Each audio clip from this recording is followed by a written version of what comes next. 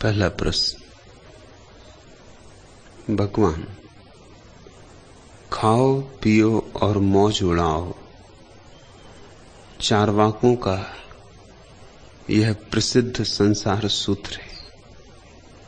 नाचो गाओ और उत्सव मनाओ, यह आपका संन्यास सूत्र है। संसार सूत्र और संन्यास सूत्र के भेद को कृपा करके हमें समझाएं। नरेंद्र, खाओ पियो और मौज उड़ाओ,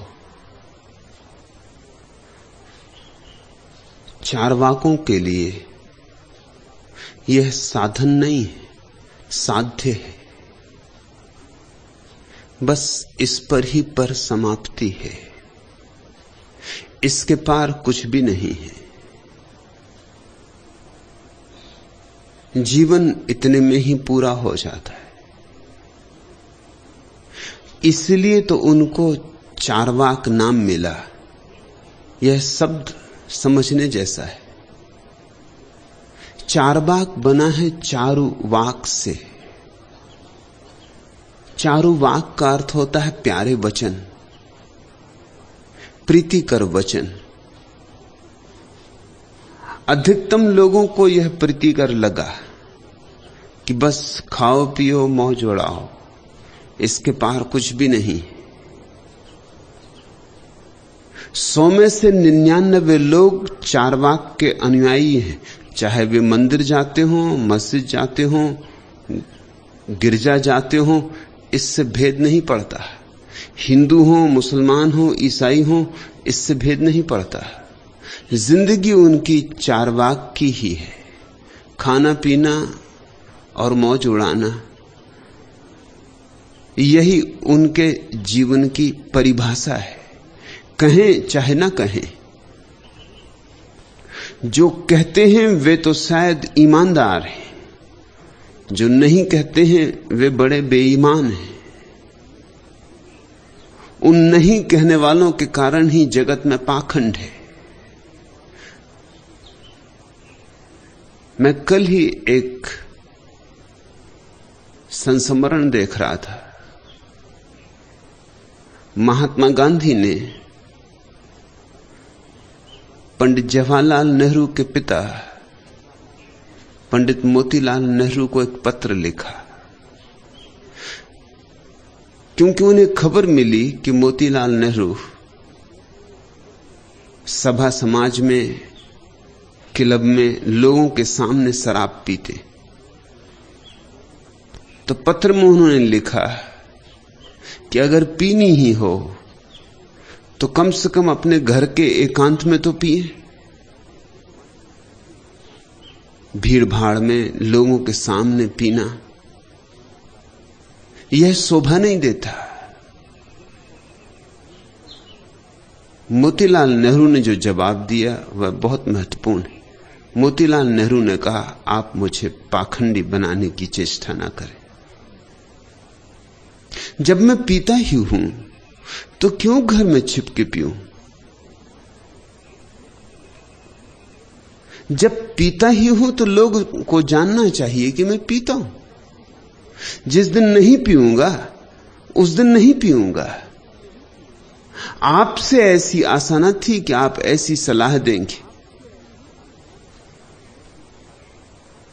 अब इन दोनों में महात्मा कौन है? इसमें मोतीलाल नेहरू ज्यादा ईमानदार आदमी मालूम होते, इसमें महात्मा गांधी ज्यादा बेईमान मालूम होते।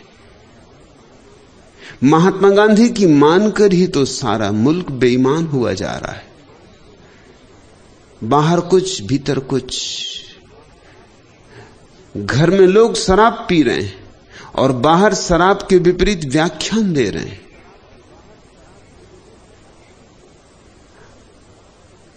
संसद में शराब के विपरीत नियम बना रहे हैं वही लोग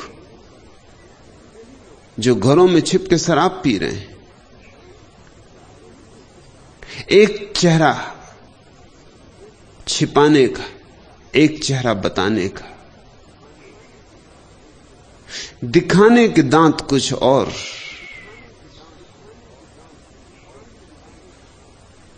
काम में लाने के दांत कुछ और। लोगों को गौर से देखो तो तुम ना तो किसी को हिंदू पाओगे, ना किसी को मुसलमान, ना जैन, ना बौद्ध, तुम सबको चार्वाकवादी पाओगे। फिर ये हिंदू जैन मुसलमान भी जिस स्वर्ग की आकांक्षा कर रहे हैं, वह आकांक्षा बड़ी चार्वाकवादी है। मुसलमानों की बहिश्त में शराब के झरने बहते, बेचारा चार्वाक तो यहीं की छोटी मोटी शराब से राजी है, कुल्हड़ कुल्हड़ पियो उससे राजी, मगर बहिश्त के फरिश्ते कहीं कुल्हड़ों से राजी होते? झरने बहते, जी भर के पियो, डुबकी मारो, तैरो शराब में, तब तृप्ति होगी।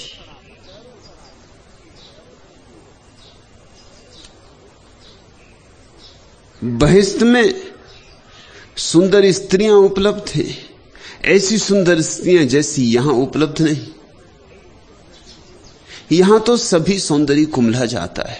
अभी खिला फूल सांझ कुम्हला जाएगा, अभी खिला सांझ पखरियां गिर जाएंगी। यहां तो सब क्षणभंगुर है। तो जो ज्यादा लोभी हैं और ज्यादा कामी हैं, उन्होंने स्वर्ग की कल्पना की है। वहां स्त्रियां सदा सुंदर होती, कभी वृद्ध नहीं होती। तुमने कभी किसी बूढ़े देवता या बूढ़ी अप्सरा की कोई कहानी सुनी? उर्वशी की कहानी को लिखे हो गए हजारों साल, उर्वशी अब भी जवान है। स्वर्ग में स्त्रियों की उम्र बस 16 साल पर ठहरी सो ठहरी, उसके आगे नहीं बढ़ती, सदियां बीत जाती। ये किन की आकांक्षाएं? चूंकि मुसलमान देशों में समलैंगिकता का खूब प्रचार रहा है, इसलिए बहिश्त में भी उसका इंतजाम है। वहां सुंदर स्त्रियां ही नहीं, सुंदर छोकरे भी उपलब्ध हैं। ये किनका स्वर्ग है? ये किस तरह के लोग? इनको तुम धार्मिक कहते हो? और हिंदुओं के स्वर्ग में कुछ भेद नहीं, विस्तार के भेद होंगे, मगर वही आकांक्षाएं, वही अभिलाषाएं। हिंदुओं के स्वर्ग में कल्पवृक्ष, जिसके नीचे बैठते ही सारी इच्छाओं की तत्क्षण तृप्ति हो जाती। तत्क्षण, एक क्षण भी नहीं जाता। इतना भी धीरज रखने की जरूरत नहीं है वहां। यहां तो अगर धन कमाना हो वर्षों लगेंगे, फिर भी कौन जाने कमा पाओ न कमा पाओ। एक सुंदर स्त्री को पाना हो, एक सुंदर पुरुष को पाना हो, 1000 बाधाएं पड़ेंगी। सफलता कम, असफलता ज्यादा निश्चित है। लेकिन स्वर्ग में कल्प वृक्ष के नीचे भाव उठा कि तत्क्षण पूर्ति हो जाती। मैंने सुना है एक आदमी भटकता हुआ भूला चूका कल्प वृक्ष के नीचे पहुंच गया। उसे पता नहीं कि कल्प वृक्ष, थका मांदा था तो लेटने की इच्छा थी, थोड़ा विश्राम कर ले। मन में ऐसा ख्याल उठा कि काश इस समय कहीं कोई सराय होती, थोड़ा गद्दी तकिया मिल जाता। ऐसा उसका सोचना था कि तत्क्षण सुंदर सैया, गद्दी, तकिए अचानक प्रकट हो गए। वो इतना थका था कि उसे सोचने का भी मौका नहीं मिला। उसने ये भी नहीं सोचा कि ये कहां से आए, कैसे आए। अचानक गिर पड़ा बिस्तर पर और सो गया। जब उठा ताजा, स्वस्थ थोड़ा हुआ, सोचा कि बड़ी भूख लगी, कहीं से भोजन मिल जाता। ऐसा सोचना था कि भोजन के थाल आ गए। भूख इतने जोर से लगी थी कि अभी भी उसने विचार न किया कि ये सब घटना कैसे घट रही।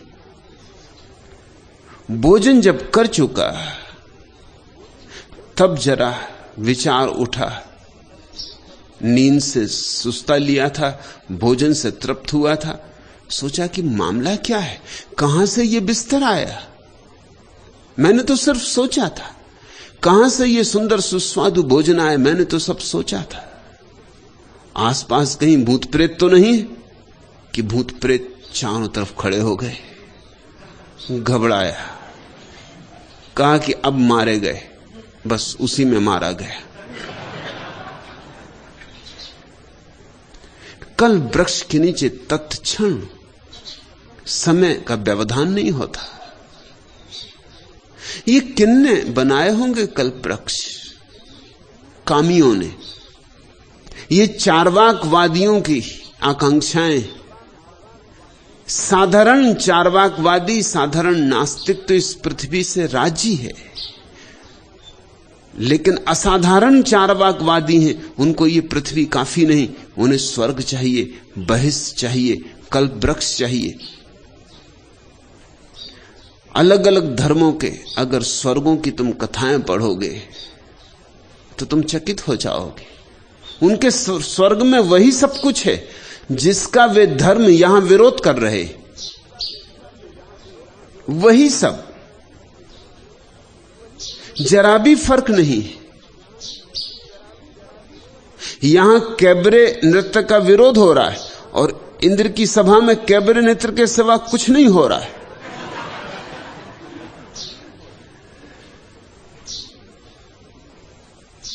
और उसी इंद्रलोक में जाने की आकांक्षा है। उसके लिए लोग धुनी रमाए बैठे, तपश्चर्या कर रहे हैं, सिर के बल खड़े, उपवास कर रहे हैं। सोचते हैं कि 4 दिन की जिंदगी है, इसे तो दांव पे लगा के तपश्चर्या करके एक बार पालो स्वर्ग तो अनंत कालीन। तुम्हें वे नासमझ समझते क्योंकि तुम क्षणभंगुर के पीछे पड़े हो। स्वयं को समझदार समझते हैं क्योंकि वे शाश्वत के पीछे पड़े। तुमसे वे बड़े चार्वाकवादी। खाओ पियो और मौज उड़ाओ, यही उनके जीवन का लक्ष्य भी है। यही नहीं, आगे भी, परलोक में भी। उनके परलोक की कथाएं तुम पढ़ो तो वृक्ष हैं वहां जिनमें सोने और चांदी के पत्ते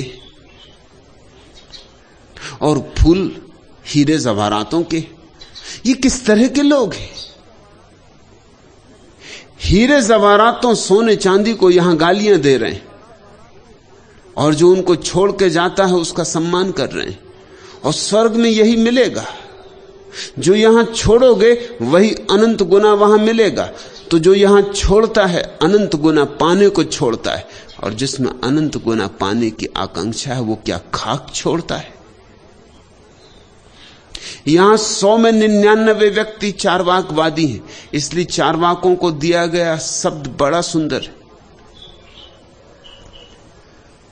धार्मिक पंडित पुरोहित तो उसका कुछ और अर्थ करते हैं, वो अर्थ भी ठीक है। वो तो कहते हैं कि चरने चराने में जिनका भरोसा है वो चार्वाक। लेकिन मूल शब्द चारुवाक से बना है, मधुर शब्द जिनके शब्द सबको मधुर है। चार्वाकों का एक और नाम है लोकायत। वह भी बड़ा प्रीतिकर नाम है। लोक को जो भाता है वह लोकायत। अधिक लोगों को जो प्रीतिकर लगता है वह लोकायत। लोक के हृदय में जो समाविष्ट हो जाता है वह लोकायत।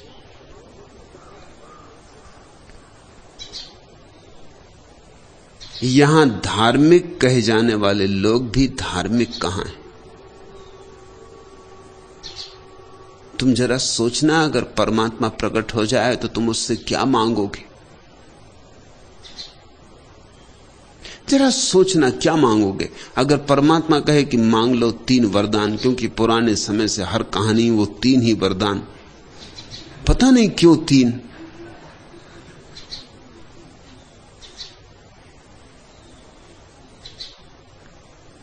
तो तुम कौन से 3 वरदान मांगोगे? किसी को बताने की बात नहीं, मन में ही सोचना, और तुम्हें पक्का पता चल जाएगा कि तुम भी चार्वाकवादी हो। तुम्हारे 3 वरदानों में चार्वाक की सारी बात आ जाएगी। धर्म के नाम पर लोगों ने एक आवरण तो बना लिया है पाखंड का,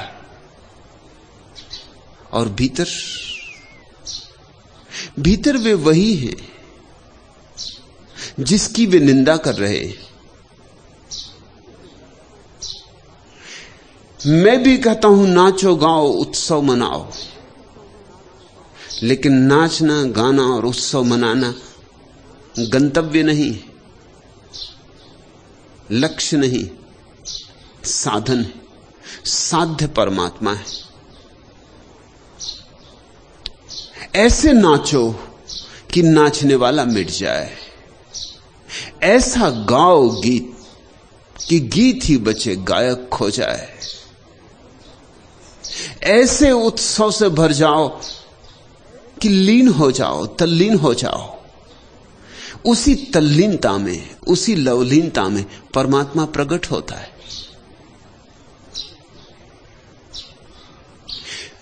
मैं तुमसे ये नहीं कहता कि खाओ भी मत, पियो भी मत, मौज भी मत उड़ाओ।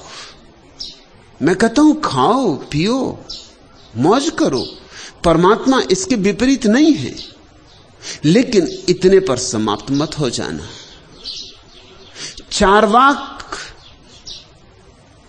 सुंदर है मगर काफी नहीं। सीढ़ी बनाओ चार्वाक की, मंदिर की सीढ़ी का पत्थर चार्वाक से बनाओ, लेकिन मंदिर में जाना है, मंदिर के देवता से मिलन करना है, और वह देवता उन्हीं को मिल सकता है जो उत्सवपूर्ण है, जिनके भीतर गीत की गूंज है, जिनके होठों पर आनंद की बांसुरी बज रही है, जिन्होंने पैरों में घुंघर बांधे भजन के, अर्चन के, जिनकी आंखें चांद तारों पर टिकी हैं, जो रोशनी के दीवाने हैं, तमसो मां ज्योतिर्गमय, जिनकी एक ही प्रार्थना है कि हे प्रभु ज्योति की तरफ ले चल। अस्तो मां सदगमे, असत से सत की तरफ ले चल, जिनके प्राणों में बस एक ही अभीप्सा है, मृत्योर मां अमृत गमे, मृत्यु से अमृत की तरफ ले चल। कितनी बार बनाया, कितनी बार मिटाया, ये खेल बहुत हो चुका।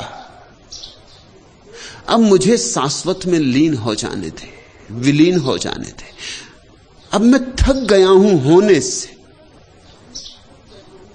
ये सुंदर है तेरा जगत, ये खाना पीना मौज उड़ाना ये सब ठीक, मगर बचकानी है ये बातें। अब मुझे इनके ऊपर उठा। बच्चों को खिलौनों से खेलने दो, लेकिन कभी बचकानेपन से ऊपर उठोगे या नहीं? और बच्चों के खिलौने भी मत तोड़ो, ये भी मैं नहीं कहता हूं उनके खिलौने तोड़ दो। जिस दिन वे प्रौढ़ होंगे तब वे स्वयं ही खिलौनों को छोड़ देंगे। तो मेरी बात में और चार्वाक की बात में बड़ा भेद है। चार्वाक कहता है यही लक्ष्य, मैं कहता हूं यह साधन। चार्वाक कहता है इसके पार कुछ भी नहीं, मैं कहता हूं इसके पार सब कुछ। हां, एक बात में मेरी सहमति है कि मैं चार्वाक का विरोधी नहीं हूं, क्योंकि जो चार्वाक के विरोधी हैं वो सिर्फ तुम्हें पाखंडी बनाने में सफल हो सके, और मैं तुम्हें पाखंडी नहीं बनाना चाहता। मैं तुम्हारे जीवन को दो हिस्सों में नहीं बांटना चाहता कि घर के भीतर कुछ और घर के बाहर कुछ और। मैं तुम्हें एक रंग देना चाहता हूं, ऐसा रंग जो सब तरफ सब जगह काम आए। मैं तुम्हें जीवन की एक शैली देना चाहता हूं जिसमें पाखंड की गुंजाइश ही ना हो। तो मैं चारवाक के पक्ष में हूं, क्योंकि चारवाक के जो विपरीत है वे पाखंड के समर्थक हो जाते। लेकिन मैं चारवाक पर समाप्त नहीं होता हूं, सिर्फ चारवाक पर शुरू होता हूं। चारवाक के लिए सन्यास जैसी तो कोई चीज है ही नहीं। माया है, झूठ है, असत्य, ब्राह्मणों की जालसाजी है। चारवाक के लिए सन्यास जैसी बात तो सिर्फ धूर्तों का जाल है। मेरे लिए सन्यास जीवन का परम सत्य, परम गरिमा है। चारवाक के लिए संसार सत्य है, सन्यास झूठ है। जो चारवाक विरोधी हैं, तथाकथित धार्मिक आस्तिक, उनके लिए संसार माया है और सन्यास सत्य है। मेरे लिए दोनों सत्य है और दोनों सत्यों में कोई विरोध नहीं। संसार परमात्मा का ही व्यक्त रूप है और परमात्मा संसार की ही अव्यक्त आत्मा है। मैं तुम्हें एक अखंड दृष्टि देना चाहता हूं जिसमें कुछ भी निषेध नहीं। मैं तुम्हें एक विधायक धर्म देना चाहता हूं जिसमें संसार को भी आत्मसात कर लेने की क्षमता है, जिसकी छाती बड़ी है, जो संसार को भी पी जा सकता है और फिर भी जिसका सन्यास खंडित नहीं होगा, जो बीच बाजार में सन्यास्त हो सकता है, जो घर में रह के अग्रही हो सकता है, जो संसार में होकर भी संसार का नहीं होता। तो एक अर्थ में मैं चारवाक से सहमत और एक अर्थ में सहमत नहीं। इस अर्थ में सहमत हूं कि चारवाक बुनियाद बनाता है जीवन की, लेकिन अकेली बुनियाद से क्या होगा? मंदिर बनेगा नहीं तो बुनियाद व्यर्थ है। और तुम्हारे तथाकथित साधु संत मंदिर तो बनाते हैं लेकिन बुनियाद नहीं लगाते। उनके मंदिर थोथे होते, कभी भी गिर जाएंगे, गिरे ही हैं। अब गिरे तब गिरे क्योंकि जिनकी कोई नींव नहीं है, उन मंदिरों का क्या भरोसा। उनमें जरा संभल के जाना, कहीं खुद गिरे और तुम्हें भी न ले डूबे। मैं एक ऐसा मंदिर बनाना चाहता हूं जिसमें संसार की भौतिकता नींव बनेगी और सन्यास और परमात्मा की गरिमा मंदिर बनेगी। मैं तुम्हें एक ऐसी दृष्टि देना चाहता हूं जिसमें किसी भी चीज का विरोध नहीं है, सभी चीज का अंगीकार है। और एक ऐसी कला, रूपांतरण का एक ऐसा रसायन देना चाहता हूं जिसमें हम पत्थर में भी परमात्मा की मूर्ति खोजने में सफल हो जाएं और जहर को अमृत बनाने में सफल हो जाएं। यह हो सकता है। और जब तक यह नहीं होगा, इस पृथ्वी पर दो ही तरह के लोग होंगे। जो ईमानदार होंगे वो चारवाकवादी होंगे, जो बेईमान होंगे वो आस्तिक होंगे, धार्मिक होंगे। ये कोई अच्छे विकल्प नहीं है कि ईमानदार आदमी को तो चारवाकवादी होना पड़े और धार्मिक आदमी को बेईमान होना पड़े। ये कोई अच्छे विकल्प नहीं है। हमने दुनिया को चुनने के लिए कोई ठीक ठीक राह नहीं दी। मैं तीसरी ही बात कर रहा हूं। मैं कहता हूं बिना बेईमान हुए धार्मिक हुआ जा सकता है, लेकिन तब चारवाक को अंगीकार करना होगा। तब चारवाक को इंकार नहीं किया जा सकता। खाना पीना और मौज जीवन की स्वाभाविकता है। जिन ऋषियों ने कहा अन्नम ब्रह्म, उन्होंने ये समझा होगा तभी कहा। अन्न को जो ब्रह्म कह सके, सोचकर कहा होगा, अनुभव से कहा होगा। अन्न को ब्रह्म कहने का क्या अर्थ हुआ? इसका अर्थ हुआ कि भोजन में भी उसको ही अनुभव करना, स्वाद में भी उसका ही स्वाद लेना। यही चार्वाक को बदलने की कीमिया हुई। खाओ तो उसे, पियो तो उसे, मौज मनाओ तो उसके आसपास, वह न भूले। और परमात्मा को हमने कहा रस रूप, रसो वैसा। और क्या चाहिए? वही रस है। उस रस का प्रमाण दो, तुम्हारी आंखों में उसकी रसधार बहे, तुम्हारे प्राणों में उसका रसगीत गूंजे, तुम्हारा व्यक्तित्व उसके रस की झलक दे, प्रमाण बने। इसलिए कहता हूं नाचो, गाओ, उत्सव मनाओ। इसलिए कहता हूं कि परमात्मा की तरफ जब जा ही रहे हो तो रोते रोते क्यों जाना? जब हंसते हुए जाया जा सकता है तो रोते हुए क्यों जाना? और अगर रो भी तो तुम्हारे आंसू भी तुम्हारे आनंद के ही आंसू होने चाहिए।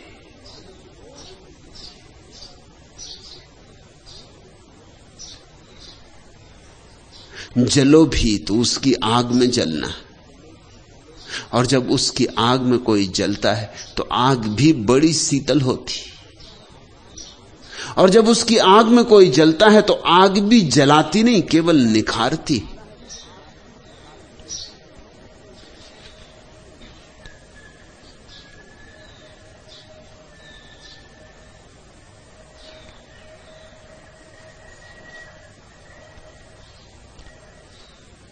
चार्वाक एक पुराना दर्शन है, अति प्राचीन, शायद सर्वाधिक प्राचीन, क्योंकि आदिम मनुष्य ने सबसे पहले तो खाओ पियो और मौज मनाओ इसकी ही खोज की होगी। परमात्मा की खोज तो बहुत बाद में हुई होगी। परमात्मा की खोज के लिए तो एक परिष्कार चाहिए। परमात्मा की खोज तो धीरे धीरे जब हृदय शुद्ध हुआ होगा कुछ लोगों की हृदय तंत्री बजी होगी, तब हुई होगी। चार्वाक आदिम दर्शन है, सनातन धर्म है, से सारी बातें बाद में आई होंगी। चार्वाक को बुनियाद बनाओ, क्योंकि जो सनातन है और जो तुम्हारे भीतर छिपा है, जो तुम्हारी बुनियाद में पड़ा है, उसको इंकार करके तुम कभी संपूर्ण ना हो पाओगे। उसको इंकार करोगे तो तुम्हारा ही एक खंड टूट जाएगा, तुम अपंग हो जाओगे। और अपंग व्यक्ति परमात्मा तक नहीं पहुंचता, ख्याल रखना। सर्वांग होना होगा। तुम्हें अपनी सर्वांग सुंदरता में ही उसके तरफ यात्रा करनी होगी। लेकिन लोग प्रगट में चार्वाक नहीं। अब मैं पार्लियामेंट के अनेक सदस्यों को जानता हूं जो शराबबंदी के लिए पीछे पड़े और शराब पीते हैं। मैं उन्हें उनसे पूछा भी है कि तुम जब शराब पीते हो, खुद पीते हो, तो शराबबंदी के खिलाफ में क्यों नहीं काम करते? क्यों शराबबंदी के लिए चेष्टा करते? तो वो कहते हैं आखिर जनता से वोट लेने हैं या नहीं। जनता के सामने तो एक चेहरा, एक मुखौटा लगा के रखना पड़ेगा। रही पीने की बात, सो वो हम घर में कर सकते हैं, मित्रों में कर सकते हैं, सभी पीते। बाहर हम एक चेहरा बना के रख सकते हैं। मैं ऐसे नेताओं को भी जानता हूं जो शराब पी के ही शराबबंदी के पक्ष में व्याख्यान करने जाते। मैं एक विश्वविद्यालय में जब विद्यार्थी था तो उसके जो वाइस चांसलर थे महाशराबी थे।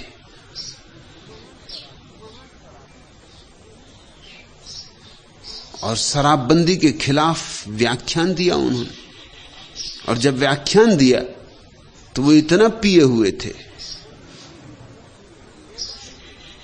कि उनकी गांधीवादी टोपी 2 बार गिरी। पहली बार गिरी तो उन्होंने टटोल के अपने सिर पर रख ली, जब दूसरी बार गिरी इतने नशे में थे कि उन्होंने बगल के आदमी की टोपी उतार के अपने सिर पर रख ली।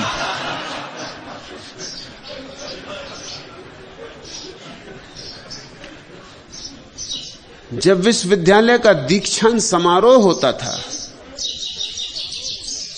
तो 2 प्रोफेसर उनके घर छोड़ने पड़ते थे 24 घंटे पहले को उनको पीने ना दें, क्योंकि दीक्षांत समारोह में वो बड़ी गड़बड़ कर देते थे।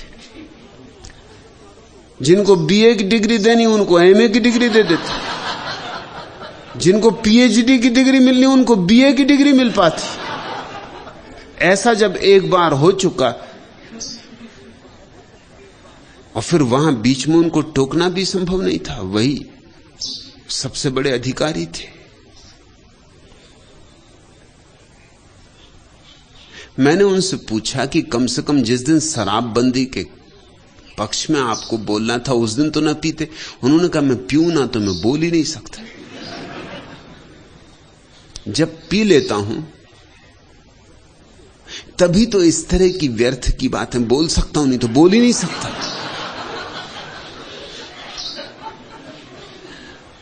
इस तरह की फिजूल की बकवास बिना पिए नहीं हो सकती। मुरारजी भाई देसाई के मंत्रिमंडल में जितने लोग हैं उनमें से कम 75% शराब पीते। इससे ज्यादा भला पीते हो। जिन लोगों ने ठीक हिसाब लगाया वो तो कहते हैं 90%, लेकिन मैं कहता हूं थोड़ा कम करके, ताकि अगर अदालत में भी मुझे प्रमाण देना पड़े तो मैं दे सकूं। 75% तो निश्चित पीते।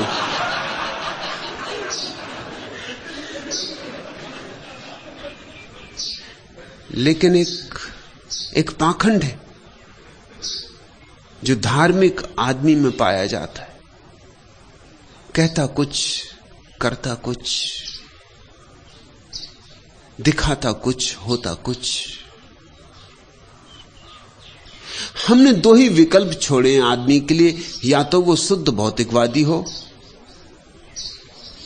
वह भी अच्छा नहीं, क्योंकि उससे जीवन बड़ा सीमित हो जाता है। आकाश से संबंध टूट जाता है। पृथ्वी पर सरकना ही हमारे जीवन की नियति हो जाती। फिर हम आकाश में उड़ नहीं सकते, फिर सूर्य की ओर उड़ान नहीं भर सकते, और या फिर पाखंड हमारे हाथ में लगता है।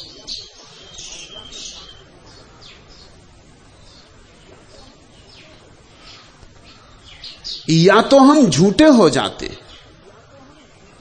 ऐसे झूठे कि हमें याद भी नहीं पड़ता कि हम झूठे हो गए। अगर कोई झूठ ही झूठ बोलता रहे जीवन भर तो झूठ भी सच जैसा मालूम होने लगता है।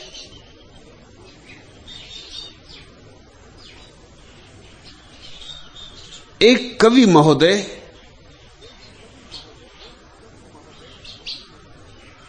कविता पाठ करने के पहले हूटरों को सचेत करते हुए बोले, देखिए यदि आपने मुझे हूट किया तो मैं आत्महत्या कर लूंगा। यह कथन सुनकर हा हा ही कर रहे सारे हूटर गंभीर हो गए। थोड़ी देर बाद उनमें से एक हूटर ने प्रश्न किया कि क्या आप सचमुच ही आत्महत्या कर लेंगे? कवि महाराज ने कहा, बिल्कुल बिल्कुल निश्चित है ये बात, ये तो मेरी पुरानी आदत है, मैं तो सदा ऐसा करता रहा हूं।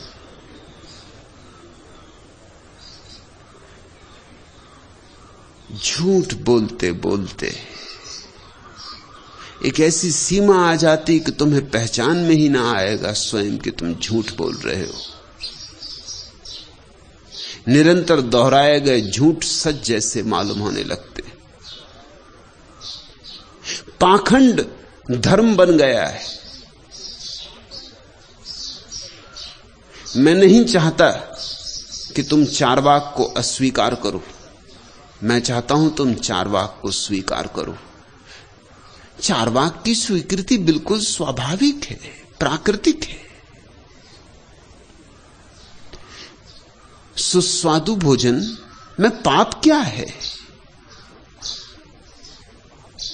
खाने पीने में और मौज उड़ाने में मनुष्य की गरिमा है, महत्ता है। तुम जरा देखो, पशु भी खाते पीते। पशुओं के खाने पीने में और आदमी के खाने पीने में फर्क क्या है? एक ही फर्क है कि कोई पशु खाने पीने में उत्सव नहीं मनाता।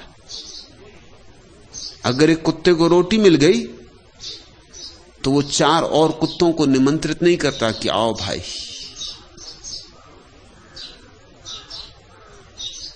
रोटी कुत्ते को मिल गई तो वो भागता है एक कोने में, एकांत खोजता है, किसी को निमंत्रण नहीं देता।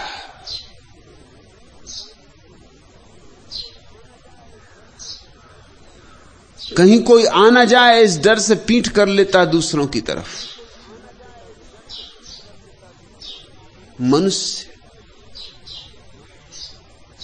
चाहता है मित्रों को बुलाए, परिजनों के बीच बैठे, भोजन को उत्सव बना लेता है। वहां मनुष्य की संस्कृति है, सभ्यता है।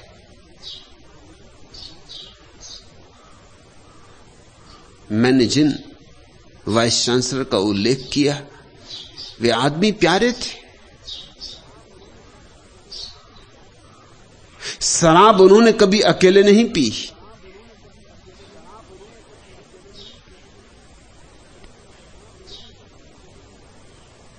कभी अगर मित्र उनके घर इकट्ठे ना हो पाए तो वो बिना पिए सो जाते थे। मैंने पूछा ऐसा क्यों?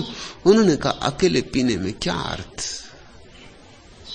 पीने का मजा तो 4 के साथ है।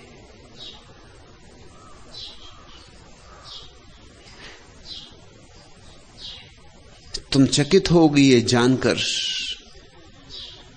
कि शराब पीने वाले लोग अक्सर शराब नहीं पीने वाले लोगों से ज्यादा मिलनसार होते, ज्यादा मैत्रीपूर्ण होते, ज्यादा उदार होते। और कारण, क्योंकि शराब पीने का मजा ही 4 के साथ है। अब जो स्वमूत्र पीते हैं वो तो कोई 4 के साथ नहीं पिएंगे।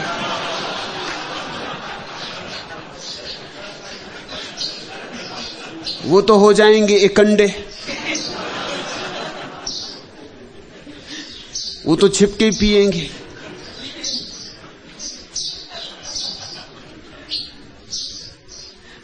उनको तो छिपके पीना ही पड़ेगा। उनमें किसी तरह की मनुष्यता नहीं हो सकती। मोरारजी देसाई जब जवान थे तो एक लड़की से शादी करना चाहते थे, पिता पक्ष में नहीं थे। बात इतनी बिगड़ गई कि पिता ने कुएं में कूद के आत्महत्या कर ली। मोरारजी को बहुत लोगों ने समझाया कि शादी तो अब तुम कर ही लेना जिससे करनी है, लेकिन कम से कम अभी कुछ दिन तो रुक जाओ। मगर वो नहीं रुके। पिता मर गए, लेकिन तारीख जो उन्होंने तय कर ली थी, ठीक 3 दिन बाद, पिता की आत्महत्या के 3 दिन बाद शादी हुई। शादी उन्होंने करके ही रहे। अब तो कोई विरोध करने वाला भी नहीं था।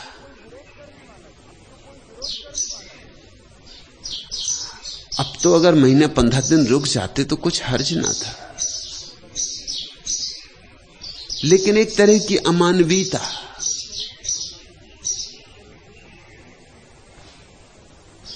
मोरारजी देसाई की लड़की ने भी आत्महत्या की उन्हीं के कारण, पिता ने भी उन्हीं के कारण की। और डर यह है कि पूरा मुल्क कहीं उनके कारण न करे।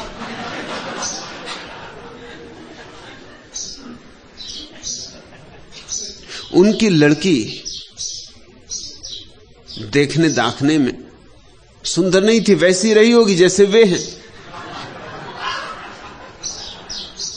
तो देर तक लड़का नहीं मिल सका।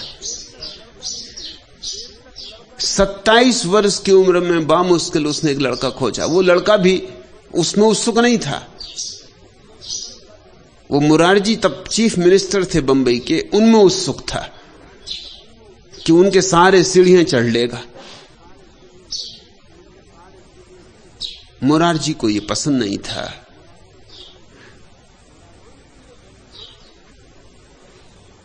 जानते हुए भली भांति कि उनकी लड़की को लड़का मिलना मुश्किल है, उनका ही ढंग ढर्रा लड़की में था। अब ये बामुश्किल मिल गया है किसी बहाने सही, मगर चूंकि उन्होंने विरोध किया, लड़की ने आत्महत्या कर ली, क्योंकि उससे भविष्य में कोई आशा ही नहीं थी कि कोई दूसरा लड़का मिल सकेगा।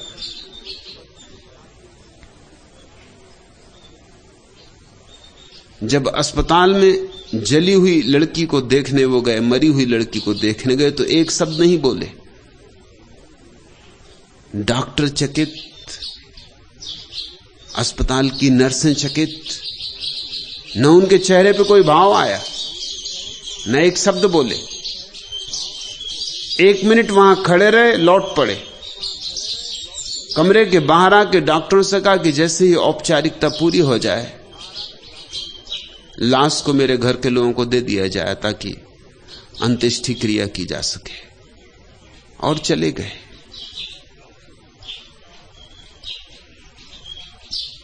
ऐसी कठोरता, ऐसी अमानवीयता नहीं, शराबियों में नहीं मिलेगी। शराबी में थोड़ी सी भलमनसाहत होती। वो जो 4 मित्रों को बुलाकर भोजन करता है, उसमें थोड़ी भलमनसाहत होती, थोड़ा मिलनसारिता होती, उसमें मैत्री का भाव होता है। ऐसे तो पशु पक्षी भी भोजन करते हैं, मनुष्य में और उनमें इतना ही भेद है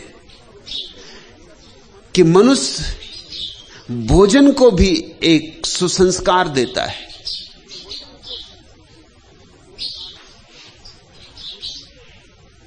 टेबल है, कुर्सी है, चम्मच है,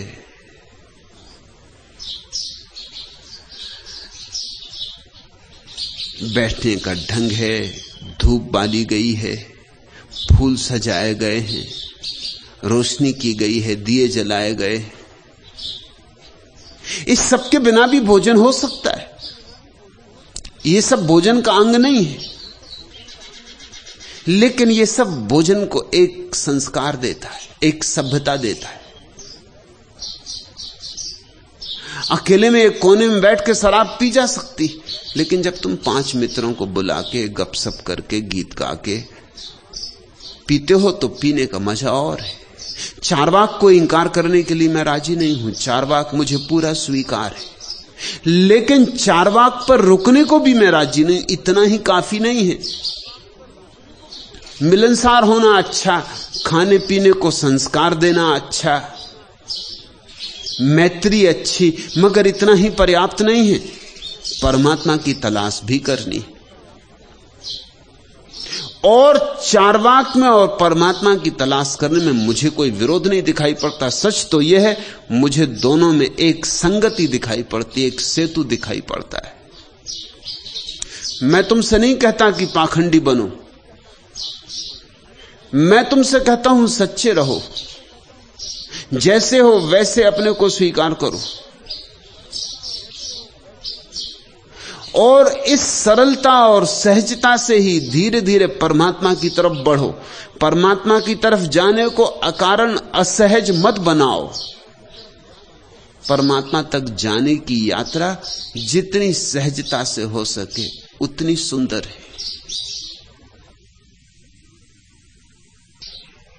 दूसरा प्रश्न, भगवान बंबई के गुजराती भाषा के पत्रकार और लेखक श्री कांति भट्ट ने कृष्णमूर्ति के प्रवचन में आए हुए बंबई के लोगों को बुद्धिमत्ता का अर्क कहा है। श्री कांति भट्ट आपसे भी बंबई में मिल चुके हैं और यहां आश्रम में भी आए थे, लेकिन उन्होंने आपके पास आने वाले लोगों को कभी बुद्धिमान नहीं कहा। आप इस बाबत कुछ कहने की कृपा करेंगे? कैलाश गोस्वामी, श्री कांति भट्ट ठीक ही कहते हैं। कृष्णमूर्ति के पास जो लोग इकट्ठे होते हैं वो तथाकथित बुद्धिमान लोग ही, क्योंकि कृष्णमूर्ति की बात बस गणित और तर्क की बात है, उसमें हृदय नहीं, उसमें भाव नहीं, भक्ति नहीं, उसमें जीवन का गीत नहीं, केवल जीवन का शुष्क विश्लेषण, उसमें जीवन का नृत्य नहीं, सिर्फ नृत्य का गणित है। और दोनों बातों में भेद है। एक तो वीणा कोई बजाए और एक कोई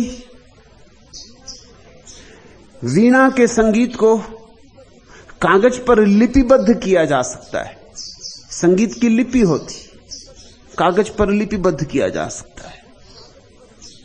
उस कागज पर लिपिबद्ध संगीत का विश्लेषण करें। दोनों में बड़ा भेद है। कुछ लोग जो विश्लेषण प्रिय हैं, जो चीजों को खंड खंड करके, टुकड़े टुकड़े करके उनकी व्याख्या करने में रस लेते, कृष्णमूर्ति में उन्हें बहुत आकर्षण मालूम होगा।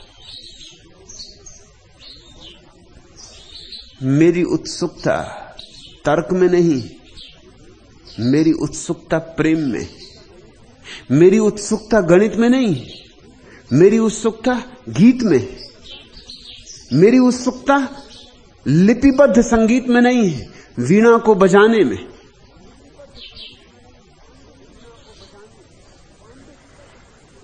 पांडित्य मेरे लिए आसार है। पागलपन में मेरी बड़ी श्रद्धा है। तो मेरे पास तो श्री कांति भट्ट को कैसे यह लग सकता है कि यहां बुद्धिमत्ता का अर्क? यहां तो लगता होगा दीवाने इकट्ठे हुए, पागल इकट्ठे हुए, मस्ताने इकट्ठे हुए। यह तो है ही मधुशाला।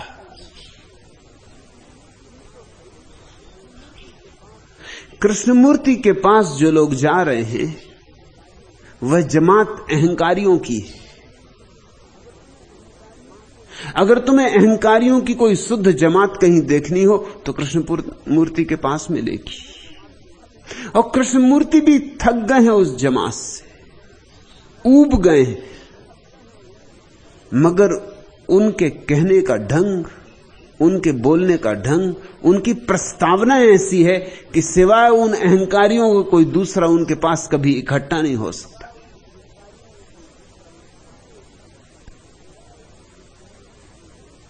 कृष्णमूर्ति स्वयं तो ज्ञान को उपलब्ध है, लेकिन उनकी अभिव्यक्ति शुष्क है। उनकी अभिव्यक्ति से परमात्मा रस रूप है इसका कोई पता नहीं चलता। उनकी अभिव्यक्ति से तल्लीनता से भी मिल सकता है सत्य, इसकी कोई संभावना नहीं खुलती। उनका स्वर एक है, वह ध्यान का स्वर है।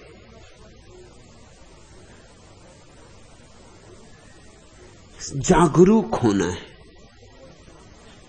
चित्त को जाग कर देखते रहना है, सजग होकर। यह एक मार्ग है, बस एक मार्ग।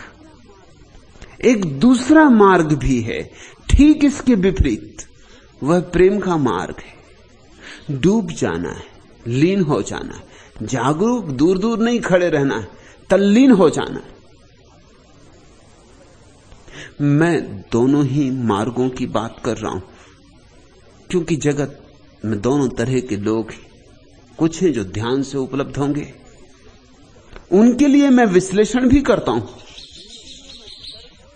उनके लिए मैं तर्क की बात भी बोलता हूं, और कुछ हैं जो प्रेम से उपलब्ध होंगे, उनके लिए मैं मादक गीत भी गाता हूं। चूंकि मैं दोनों विपरीत बातें एक साथ बोलता हूं, चूंकि दोनों विरोधाभासों को एक साथ एक संगति में लाता हूं, जो लोग सिर्फ सोच विचार से जीते हैं उन्हें मेरी बातों में विरोधाभास दिखाई पड़ेंगे, असंगति दिखाई पड़ेगी, स्वाभाविक। क्योंकि कभी जब मैं महावीर पर बोलता हूं तो शुद्ध तर्क होता हूं, और जब मीरा पर बोलता हूं तो शुद्ध अतर्क होता हूं। जो मुझे सुनेंगे उन्हें धीरे धीरे यह लगेगा कि इस बात में तो विरोधाभास है, असंगति है। इसलिए तर्क से जीने वाला व्यक्ति मेरी बातों में असंगति पाएगा। कृष्णमूर्ति की बातें बड़ी संगत है, क्योंकि वे एक ही स्वर दोहरा रहे हैं 50 वर्षों से। उस स्वर में उन्होंने कभी भी हेरफेर नहीं किया, उस स्वर में उन्होंने कभी भी कोई असंगति नहीं की। 2 और 2 4, 2 और 2 4, 2 और 2 4, ऐसा 50 वर्ष से दोहरा रहे। जो मुझे सुनता है मैं कभी कहता हूं 2 2 4, और कभी कहता हूं 2 2 5, और कभी कहता हूं 2 2 3, और कभी कहता हूं 2 2 जुड़ते ही नहीं।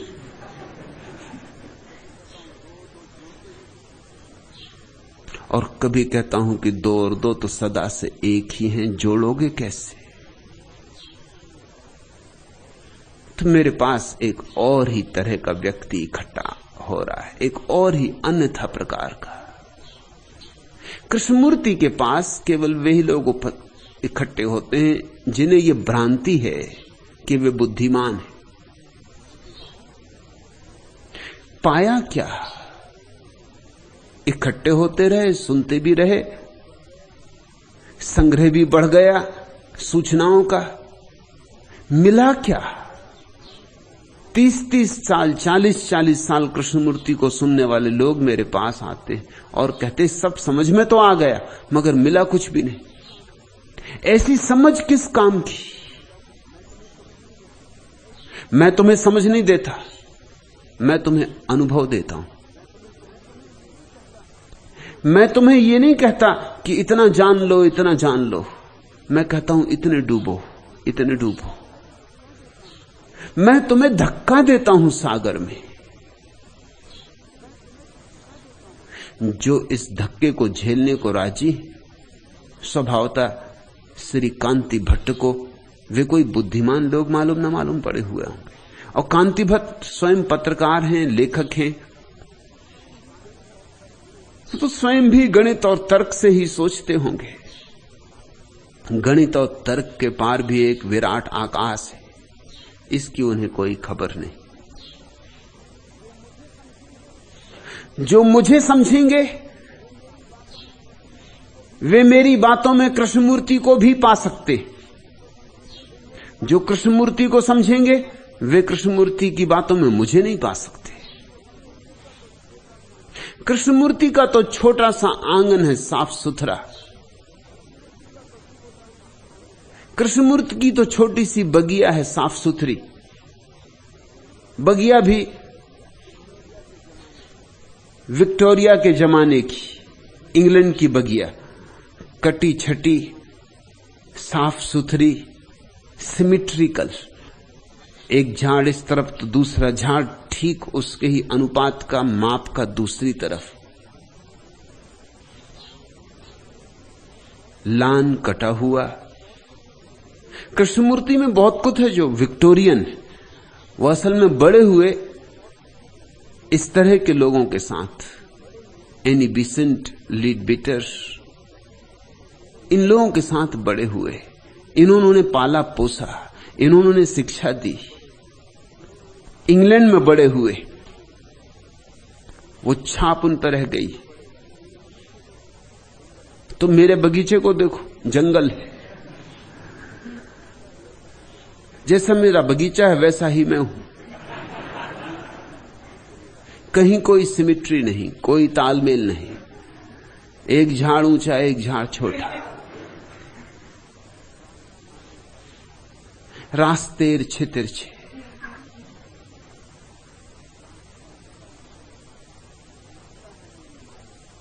मुक्ता है मेरी मालिन।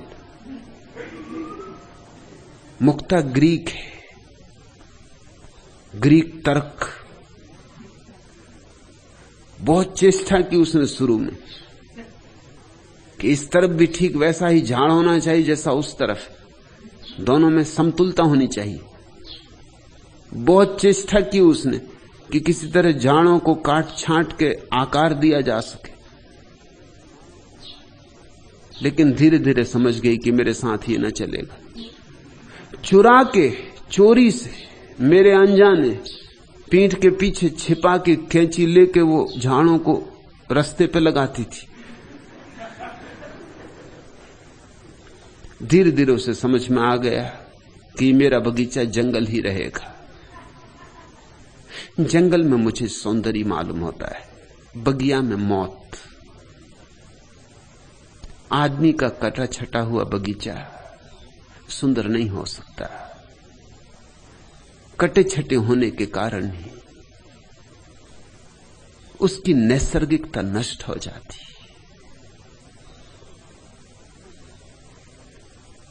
मैं नैसर्गिक का प्रेमी हूं और निसर्ग बड़ा है, निसर्ग बहुत बड़ा है। एक ज़ैन फकीर ने एक सम्राट को बागवानी की शिक्षा दी, और जब शिक्षा पूरी हो गई तो वो परीक्षा लेने उसके बगीचे में आया। सम्राट ने 1000 माली लगा रखे थे और परीक्षा के दिन के लिए 3 वर्ष तैयारी की थी, और सोचता था कि गुरु आके प्रसन्न हो जाएगा। कोई भूल चूक न छोड़ी थी, यही भूल चूक थी। ये तो बहुत बाद में पता चला। बिल्कुल समग्र रूपेण बगिया पूर्ण थी, यही अपूर्णता थी, क्योंकि पूर्ण चीजों में मृत्यु आ जाती।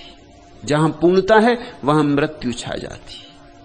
जब गुरु आया तो सम्राट सोचता था, अपेक्षा करता था बहुत प्रसन्न होगा, आह्लादित होगा, लेकिन गुरु बड़ा उदास होता चला गया। जैसे जैसे बगिया में भीतर गया और उदास होता चला गया। सम्राट ने कहा, आप उदास? मैंने बहुत मेहनत की है, एक एक नियम का परिपूर्णता से पालन किया है। गुरु ने कहा, वही चूक हो गई, तुमने नियमों का इतनी परिपूर्णता से पालन किया है कि सारा निसर्ग नष्ट हो गया। ये बगीचा झूठा मालूम पड़ता है, सच्चा नहीं। और मुझे सूखे पत्ते नहीं दिखाई पड़ते। सूखे पत्ते कहां हैं? जहां इतने वृक्ष हैं वहां एक सूखा पत्ता रास्तों पर नहीं। सम्राट ने कहा, आज ही सारे सूखे पत्ते इकट्ठे करवा के मैंने बाहर फेंकवा दिए कि आप आते हैं तो सब शुद्ध रहे। टोकरी उठाकर बूढ़ा गुरु बाहर गया, रास्ते पर फेंक दिए गए सूखे पत्तों को ले आया, टोकरी में भर के फेंक दिए रास्तों पर। आई हवाएं, सूखे पत्ते खड़खड़ की आवाज करके उड़ने लगे, और गुरु प्रसन्न हुआ। उसने कहा, आप देखते हो, थोड़ा प्राण आया।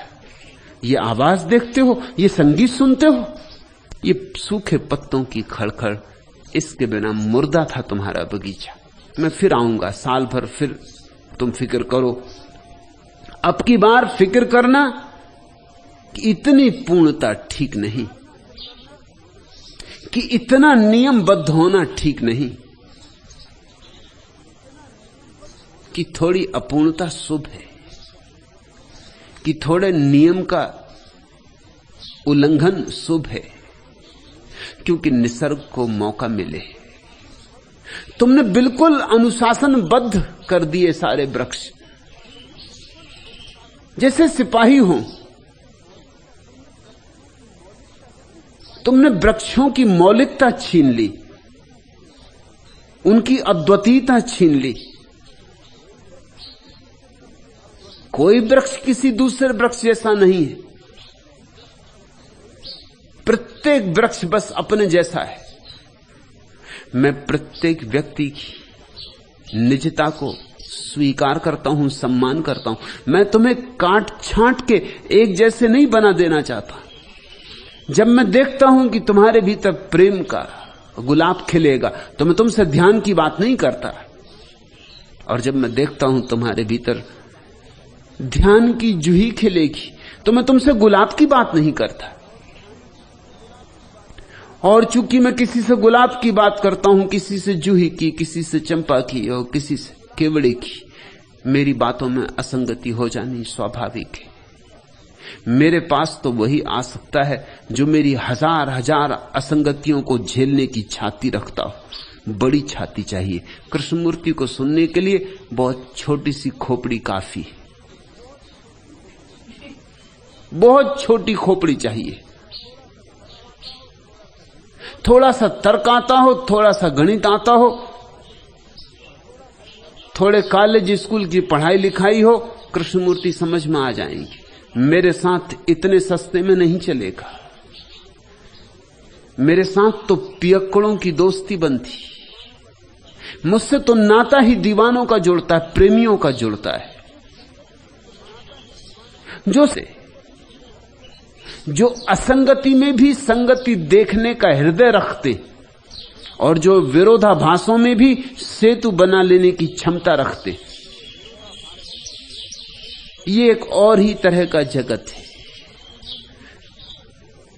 कृष्णमूर्ति की शिक्षाएं बस शिक्षाएं।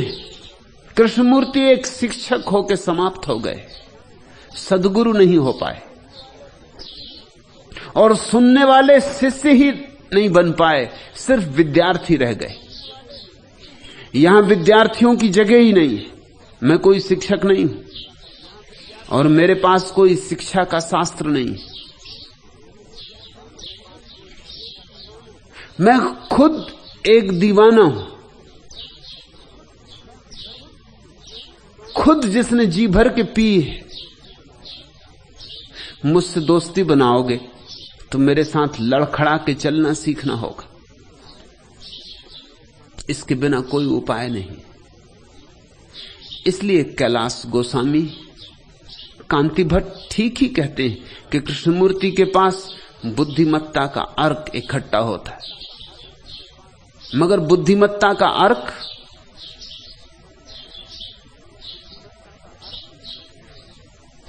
जरा भी मूल्य का नहीं, 2 कौड़ी उसका मूल्य नहीं। कोई 15 वर्षों तक मेरे पास भी उसी तरह के लोग इकट्ठे होते थे, फिर मुझे उनके साथ छुटकारा करने में बड़ी मेहनत करनी पड़ी।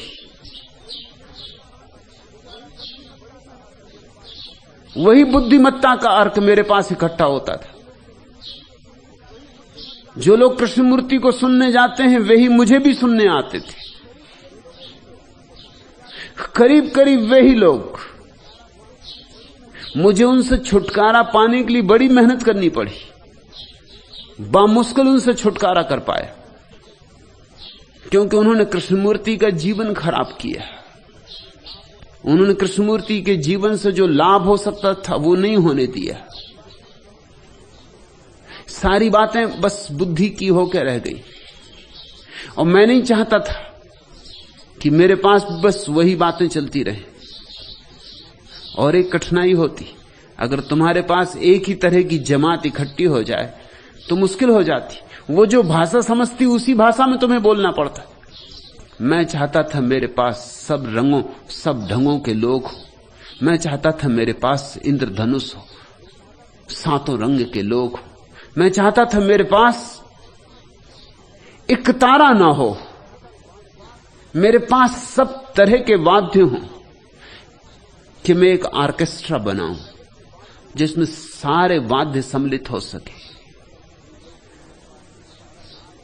वे लोग जो मेरे पास एक तारा लेके इकट्ठे हो गए तो उनसे छुटकारा पाने में मुझे बड़ी मुश्किल हुई।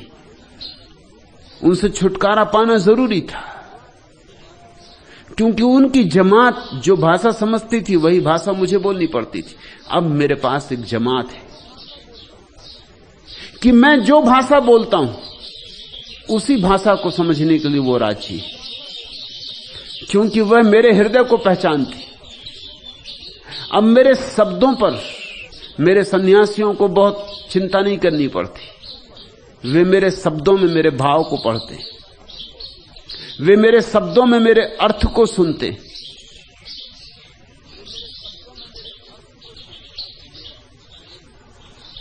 अब मेरा शून्य मेरे सन्यासियों को सुनाई पड़ने लगा। मैं प्रसन्न हूं, क्योंकि अब मुझे भीड़ भाड़ से, आम जन से नहीं बोलना पड़ रहा है। अब मैंने जो मुझे समझ सकते हैं, सुन सकते हैं, जो मुझे आत्मसात कर ले सकते हैं, उनको धीरे धीरे जुटा लिया है। उन्हें निमंत्रण दे देकर मैंने अपने पास बुला लिया है। अब मेरे पास ऐसे लोग हैं कि उनकी कोई अपेक्षा नहीं है मुझसे कि मैं यही बोलूं, कि ऐसा ही बोलूं। अब उनकी कोई अपेक्षा ही नहीं है। वो मुझे पीने को राजी, जैसा मैं हूं वैसा पीने को राजी हूं। आज जो पिलाऊंगा वही पीने को राजी। वो ये नहीं कहेंगे कि कल तो आप कुछ और ही पिलाते थे, आज कुछ और पिलाने लगे। कल कल था, आज आज है, और कल आने वाला कल होगा। अब उनकी चिंता नहीं है संगति बिठाने की।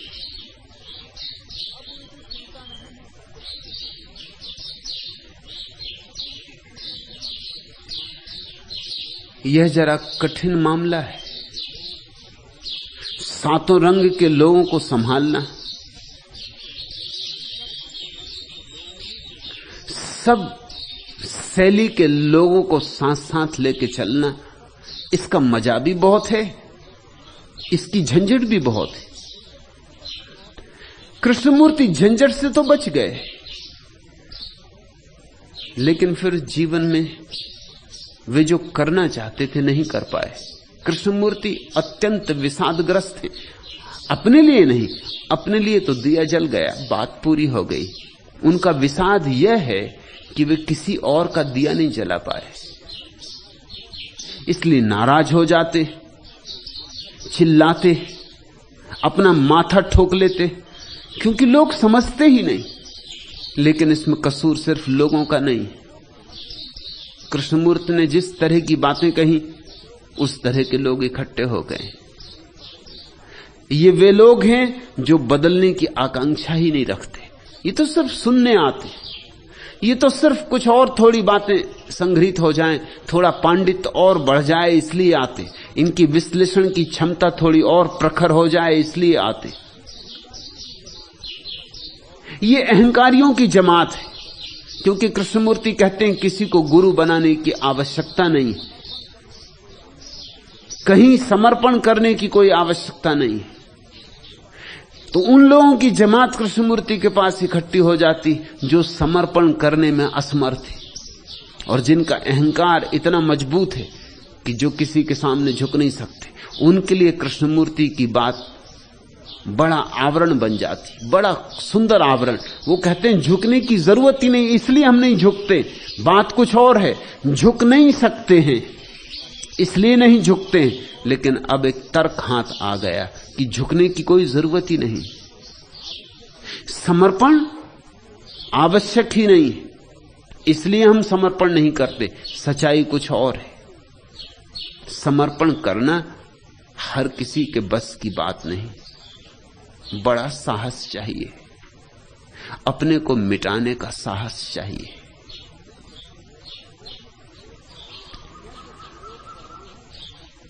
मैं जो प्रयोग कर रहा हूं वो पृथ्वी पर अनूठा है, इसलिए श्री कांति भट्ट जैसे लोग उसे नहीं समझ पाएंगे। मैं जो प्रयोग कर रहा हूं उसे समझने में सदियां लग जाएंगी। अब तक दुनिया में बहुत प्रयोग हुए। बुद्ध ने एक भाषा बोली, संगत भाषा, एक तरह के लोग इकट्ठे हो गए।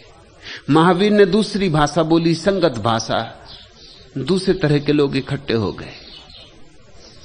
चैतन्य ने तीसरी भाषा बोली, संगत भाषा, तीसरे तरह के लोग इकट्ठे हो गए। चैतन्य के पास जो लोग इकट्ठे हुए वो झांझ, मंजीरा, ढोलक, मृदंग लेके इकट्ठे हुए, नाचे गाए। बुद्ध के पास जो लोग इकट्ठे हुए उन्होंने विपस्सना की, आंख बंद की, शांत होकर बैठे। महावीर के पास जो इकट्ठे हुए उन्होंने उपवास किया, शरीर की शुद्धि की। अलग अलग लोग, उनकी अलग अलग विधि, उनके अनुकूल लोग इकट्ठे होते रहे। मैं जो प्रयोग कर रहा हूं वो अनूठा है, कभी किया नहीं गया। कभी किसी ने इतनी झंझट मोल लेना चाहिए भी नहीं। यहां विपस्सना भी चल रहा है। जो लोग शांत बैठना चाहते हैं, मौन होना चाहते हैं, उनके लिए भी द्वार है। जो लोग नाचना चाहते हैं मृदंग की थाप पर, उनके लिए भी द्वार है। जो अकेले में एकांत में बांसुरी बजाना चाहते हैं, उनके लिए भी द्वार है। और जो बहुतों के साथ संगीत में लीन होना चाहते हैं, उनके लिए भी द्वार है। मैं एक मंदिर बना रहा हूं जिस मंदिर में सभी द्वार होंगे। मस्जिद का भी द्वार होगा, और गिरजे का भी, और गुरुद्वारे का भी, मंदिर का भी, सिनागाग का भी, जिसमें सारे द्वार होंगे।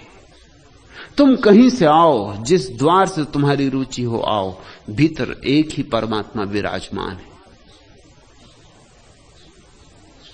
ये की बात है। इतने भिन्न भिन्न लोगों को साथ संभाल के चलना कठिन काम, लेकिन बात लगता है बनी जा रही, बनते बनते बन रही, लेकिन बनी जा रही।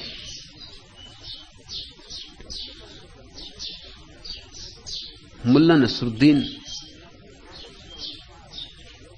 ने अपनी आदत के अनुसार जैसे ही संगीत सम्मेलन में आलाप भरा, एक श्रोता खड़ा हो गया और विनम्र स्वर में बोला, बड़े मियां, आप गाने की इसलिए, कल मैं आप ही की तरह गा रहा था तो पिटते पिटते बचा। मुल्ला नसरुद्दीन ने अपनी ही स्टाइल में गीत प्रारंभ किया और बोले, महाशय, मेरा ख्याल है कि आपका गाने का ढंग घटिया रहा होगा। यदि हूबहू मेरी स्टाइल में गाते तो जरूर पिटते।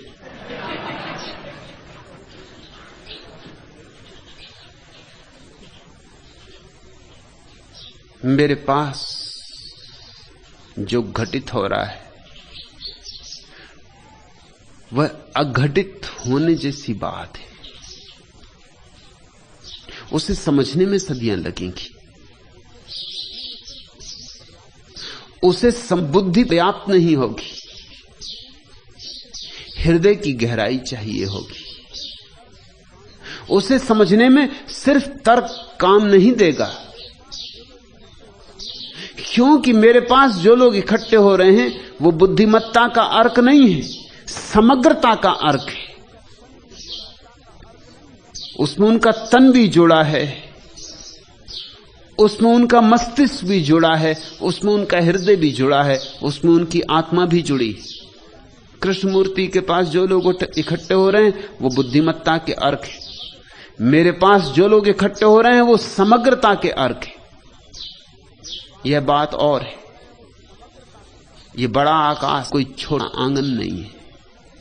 छोटे आंगन को साफ सुथरा रखा जा सकता है,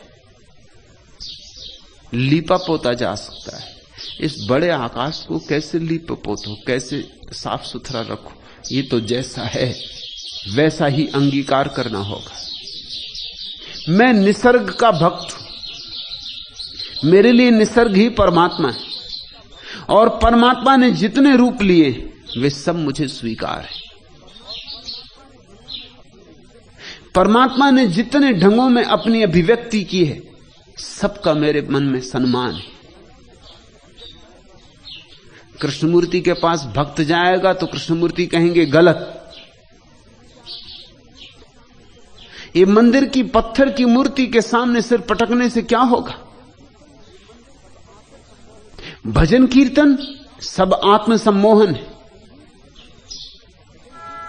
संगीत, संकीर्तन, ये सब अपने को भुलावे के ढंग है। मेरे पास भक्त आएगा तो मैं कहूंगा कि पत्थर में भी भगवान है। क्योंकि भगवान ही है तो पत्थर में भी वही होगा। लेकिन पत्थर में तुम्हें तब दिखाई पड़ेगा जब तुम्हें अपने में दिखाई पड़ने लगेगा। अन्यथा पूजा पड़ता, अपनी पत्नी में नहीं दिखाई पड़ता, अपने बच्चे में नहीं दिखाई पड़ता, तुम्हें मंदिर की मूर्ति में कैसे दिखाई पड़ेगा? हां, पत्थर में भी जरूर भगवान है, क्योंकि भगवान अस्तित्व का ही दूसरा नाम है। और पत्थर भी है उतना ही जितना मैं हूं, जितने तुम हो। तो पत्थर के होने में ही तो भगवत्ता है उसकी।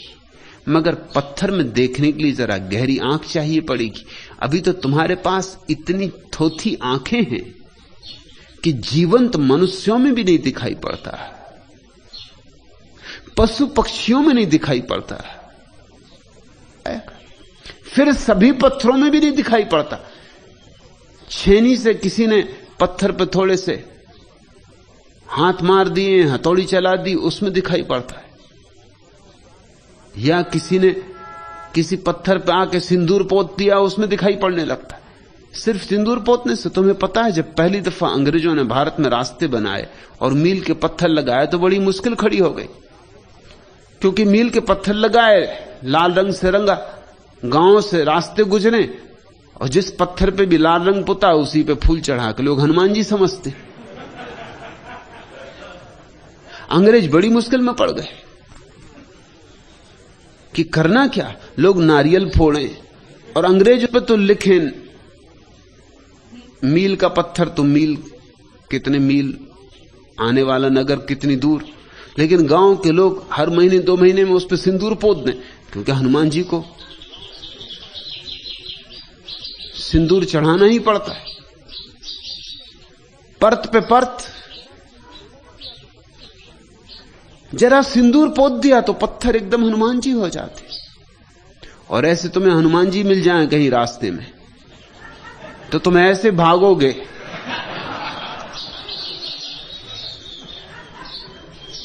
तुम्हारा तो क्या, विवेकानंद ने अपने संस्मरण में लिखा है, ये हिमालय में यात्रा करते वक्त बंदर, कुत्ते, इस तरह के प्राणियों को यूनिफॉर्म से बड़ी दुश्मनी। पता नहीं क्यों। पुलिस वाला निकल जाए कि कुत्ते एकदम भौंकने लगते। पोस्टमैन की सन्यासी, एक यूनिफॉर्म भर, यूनिफॉर्म के दुश्मन।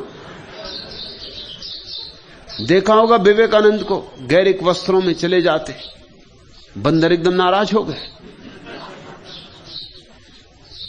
एकदम दौड़ा विवेकानंद के पीछे। विवेकानंद शक्तिशाली आदमी थे, हिम्मतवर आदमी थे, लेकिन एकदम हनुमान जी पीछे आ जाएं तो विवेकानंद भी। लेकिन जितने विवेकानंद भागे, बंदर और मजा लिया। जब कोई भाग रहा हो तो भागते के पीछे तो कोई भी भागने लगता है, भगाने वाले कोई भी मिल जाएंगे। फिर बंदर और मजा लेने लगा। फिर विवेकानंद को लगा कि अगर मैं और भागा तो यह हमला करेगा। कोई और रास्ता न देखकर पहाड़ी सन्नाटा, कोई रास्ता नहीं भागने का, बचने का, कोई आदमी दिखाई पड़ता नहीं। सोचा अब एक ही उपाय है कि डट के खड़ा हो जाऊं, अब जो कुछ करेंगे हनुमान जी सो करेंगे।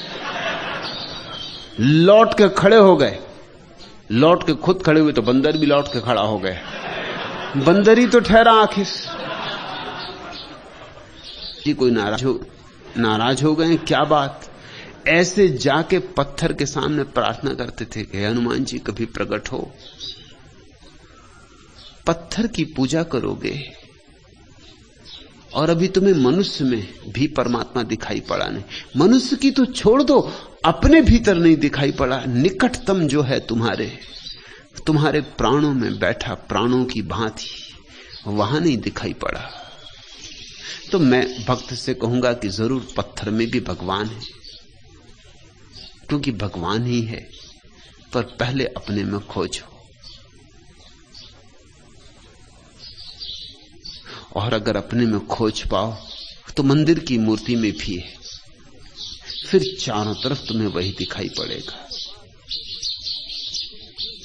मेरे पास तुम जो लेके आओगे मैं उसी का उपाय करूंगा कि तुम्हारे लिए सीढ़ी बन जाए। चेष्टा करूंगा कि तुम्हारे राह के बीच पड़ा हुआ जो पत्थर है, जिसकी वजह से तुम अटक गए हो, वो सीढ़ी बन जाए।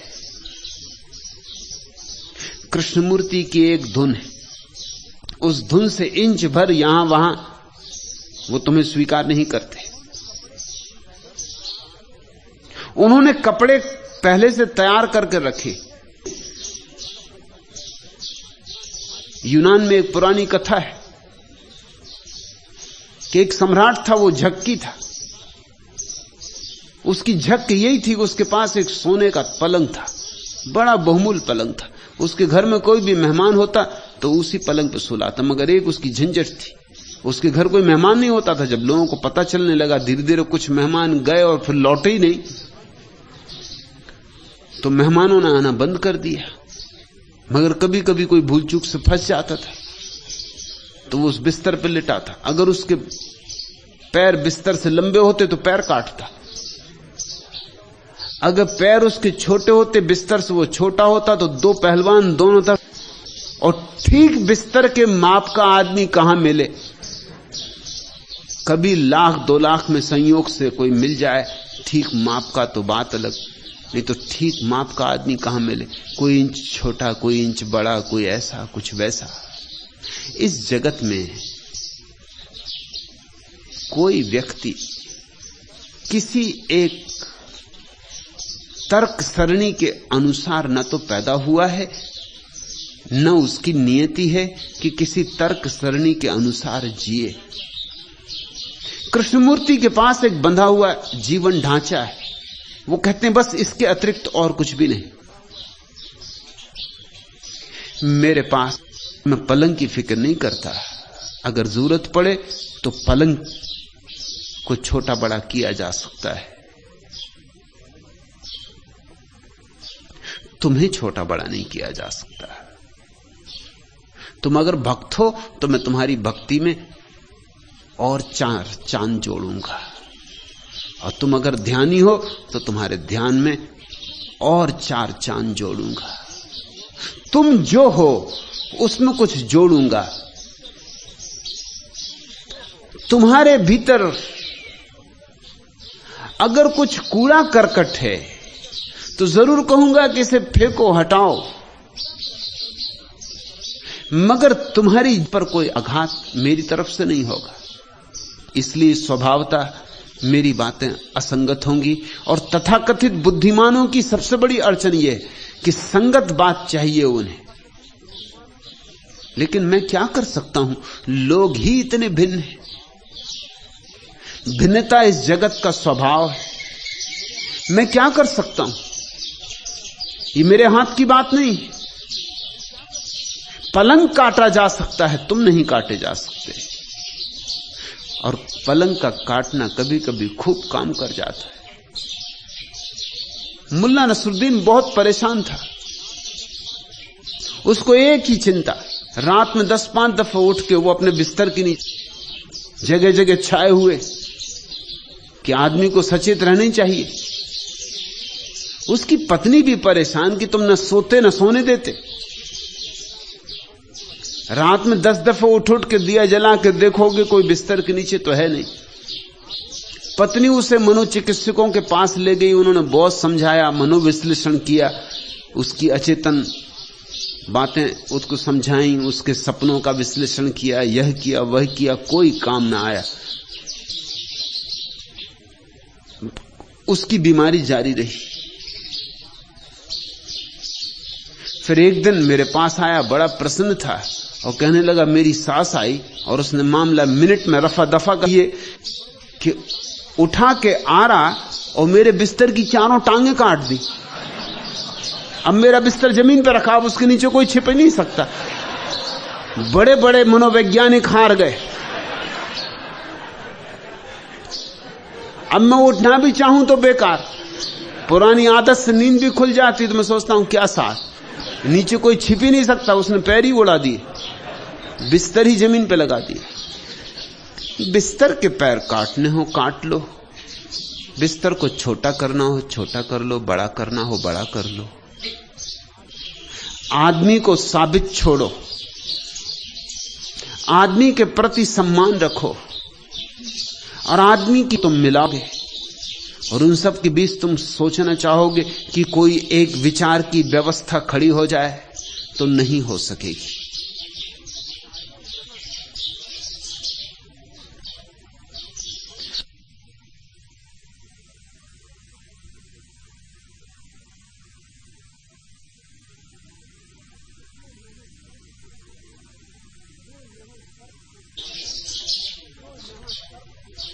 आक्रोश से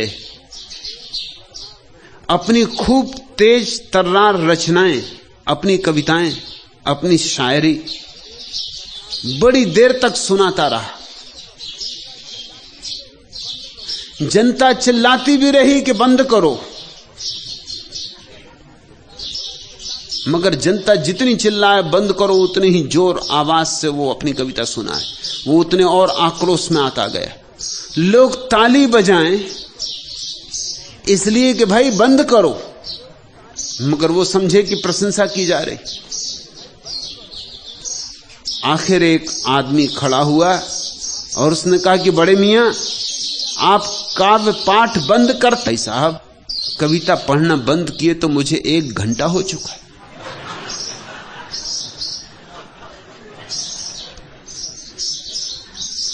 जो लोग मुझे तर्क से सुनने आएंगे, जो गणित बिठाएंगे, वो विक्षिप्त हो जाएंगे। जो मुझे भाव से सुनेंगे, ये सत्संग है, यहां कोई शिक्षण नहीं दिया जा रहा है। यहां मैं अपने को बांट रहा हूं, कोई शिक्षाएं नहीं बांट रहा हूं। यहां अपने को लुटा रहा हूं, कोई सिद्धांत नहीं दे रहा हूं। सत्य का हस्तांतरण हो। यह तो दीवानों की बस्ती है और दीवानों के लिए निमंत्रण। यहां अहंकारी आएंगे, अपने आप लौट जाएंगे, क्योंकि समर्पण यहां सूत्र है। यहां अहंकारी आएंगे और उन्हें मेरी बात सुनाई भी नहीं पड़ेगी, क्योंकि यहां शिष्यत्व के बिना कोई बात सुनाई पड़ ही नहीं सकती। यहां तर्कवादी आएंगे और कुछ का कुछ सुनेंगे, क्योंकि यहां जो बात की जा रही है वह प्रेम की, वह तर्क की नहीं।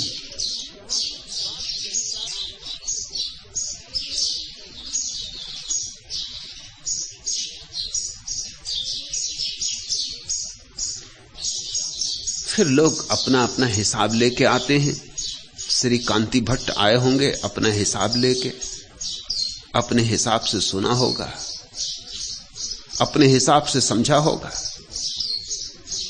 शायद कृष्णमूर्ति उनके हृदय में बहुत ज्यादा भरे हों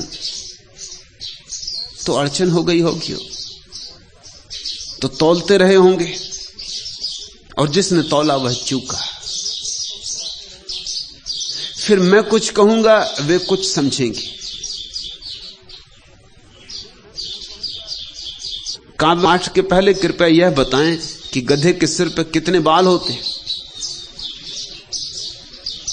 मुन्ना नसरुद्दीन ने कुछ देर जिधर से आवाज आई थी उधर देखते हुए कहा, क्षमा करें भारी भीड़ में मुझे आपका सिर दिखाई नहीं दे रहा।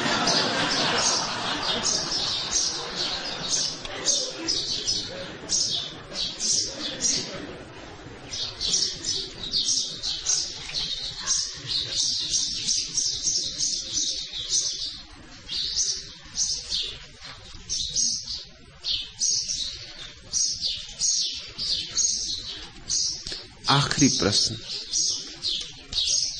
संतों की वाणी में इतना रस, यह परमात्मा ही रस का स्रोत है। रस उसका ही दूसरा नाम है। संत अपनी तो कुछ कहते नहीं, उसकी ही गुनगुनाते। संत तो वही है जिसके पास अपना कुछ कहने को बचा ही नहीं, अपना जैसा ही कुछ नहीं बचा है। संत तो बांस की पोली पोंगरी चढ़ा दी गई परमात्मा के हाथों में, अब उसे जो गीत गाना हो गा ले, न गाना हो न गाए, ऐसा बजाए कि वैसा बजाए। बांस की स्वर उसके। संत तो केवल एक माध्यम है, संत तो केवल उपकरण है। परमात्मा के हाथ में छोड़ देता अपने को, जैसे कठपुतली। तुमने कठपुतलियों का नाच देखा? छिपे हुए धागे और पीछे छिपा रहता उनको नचाने वाला, फिर कठपुतलियों को नचाता, जैसा नचाता वैसी कठपुतलियां नाचती। लड़ाता तो लड़ती, मिलाता तो मिलती, बातचीत करवाता, हजार काम लेता। अमृत है उनकी वाणी में, अमृत बरसता है, क्योंकि वे अमृत के स्रोत से जुड़ गए हैं। कमल खिलते हैं क्योंकि कमल जहां से रस पाते उस स्रोत से जुड़ गए। पतझड़ के बाद यह आया है नव वसंत, वाणी में मेरी। वाणी की डालों पर भावों के फूल खिले, बहती मादक बयार, वहन करती गंधभार, सरसों के फूलों का सागर लहराया वाणी में मेरी। जीवन का गीत नया, मादक यह राग नया, कोकिल ने गाया वाणी में मेरी। जीवन अनुराग सिक्त उड़ता अरुणिम गुलाल, भावों ने वेदना के, अनुभव ने व्यथा के मीड़ दिए हैं कपोल। अरुणिम आभा का यह नव प्रकाश छाया वाणी में मेरी। आस्था के फूल सजा, श्रद्धा के दीप जला, अक्षत विश्वास और ममता की रोली ले, नवयुग के अर्चन का थाल यह सजाया वाणी ने मेरी। पतझड़ के बाद यह आया है नव वसंत वाणी में मेरी। पहले झड़ जाओ पतझड़ से, पत्ते पत्ते गिर जाएं, तुम्हारा कुछ भी ना। वे अंकुर तुम्हारे नहीं, वे अंकुर परमात्मा के। मिटने की कला सीखो। जिस दिन तुम मिट जाओगे पूरे पूरे, उस दिन परमात्मा तुमसे बहेगा, अहिर्निश बहेगा, बाढ़ की तरह बहेगा। और तब न केवल तुम तृप्त होगे, तुम्हारे पास जो आ जाएगा उसकी भी जन्मों जन्मों की प्यास तृप्त हो जाएगी। पूछते हो तुम वेदमूर्ति, संतों की वाणी में इतना रस किस स्रोत से आया है, और संतों की वाणी से इतनी तृप्ति और आश्वासन क्यों मिलता है? इसीलिए आश्वासन है सकते, याज्ञवल्क्य प्रमाण हो सकते, बुद्ध प्रमाण हो सकते, दरिया प्रमाण हो सकते। प्रमाण तो होता है सदा कोई जीवंत व्यक्तित्व, जिसके चारों तरफ एक आभा होती, जिस आभा को तुम छू सकते हो, जिस आभा को तुम स्पर्श कर सकते हो, जिस आभा का तुम स्वाद ले सकते हो, जिसके आसपास एक मधुरिमा होती, एक माधुर्य होता है। जिसके आसपास तुम में अगर खोज हो तो तुम भौरे बन जाओ कि रस पियो। और होता है तो आश्वासन मिलता है कि मैं व्यर्थ ही नहीं दौड़ रहा, कि मेरी कल्पनाओं में, मेरे स्वप्नों में जो छाया उतरी थी वह छाया ही नहीं, माया ही नहीं, सत्य भी हो सकता है। जो मैंने मांगा है वह किसी को मिल गया है तो मुझे भी मिल सकता है। जो मैंने चाहा है किसी में पूरा हुआ है तो मुझ में भी हो सकता है। मुझ जैसे ही हड्डी मांस मज्जा के व्यक्ति में जब ऐसी अनंत शांति और आनंद का आविर्भाव हुआ है तो मुझ में भी होगा। इसलिए आश्वासन मिलता है। संतों के पास बैठकर चरण जहां सिर अपने से झुक जाए, झुकाना ना पड़े। ऐसा हुआ कि बुद्ध को जब तक ज्ञान उपलब्ध न हुआ था वे महातपश्चर्या करते थे, बड़ी तपश्चर्या, बड़ी दुर्धर्ष। अपने शरीर को गलाते थे, सताते थे, उपवास करते थे, धूप में खड़े होते, शीत में खड़े होते, सूख गए थे। बड़ी सुंदर उनकी देह थी जिस दिन राजमहल छोड़ा था, फूल सी सुकुमार उनकी देह थी। सूख गए थे, काले हो गए थे, हड्डियां कोई गिन ले। फिर एक दिन बुद्ध को यह बोध हुआ कि ये मैं क्या कर रहा हूं, ये तो आत्मघात है जो मैं कर रहा हूं। ये कोई परमात्मा को या सत्य को पाने का उपाय तो नहीं। ये तो मैं सिर्फ अपने को नष्ट कर रहा हूं, पा क्या रहा हूं। 6 साल की निरंतर तपश्चर्या के बाद एक दिन ये समझ में आया कि ये 6 साल मैंने यूं ही गंवाए अपने को सताने में, परेशान करने में। ये तो हिंसा है, आत्महिंसा। उसी क्षण उन्होंने उस आत्महिंसा का त्याग कर दिया। स्वभावता जो 5 शिष्य उसी आत्महिंसा से प्रभावित होकर उनके साथ थे, उन्होंने कहा यह गौतम भ्रष्ट हो गया। तो पीपल के देवता को थाली भर के खीर चढ़ाऊंगी। वो गर्भिणी हो गई थी, वो सुजाता नाम की स्त्री सुस्वादु खीर बनाकर पीपल के वृक्ष को चढ़ाने आई थी। पूरे चांद की रात पीपल का वृक्ष, उसके नीचे बुद्ध विराजमान। उसने तो यही समझा कि पीपल के देवता स्वयं प्रकट होकर मेरी खीर स्वीकार कर रहे हैं।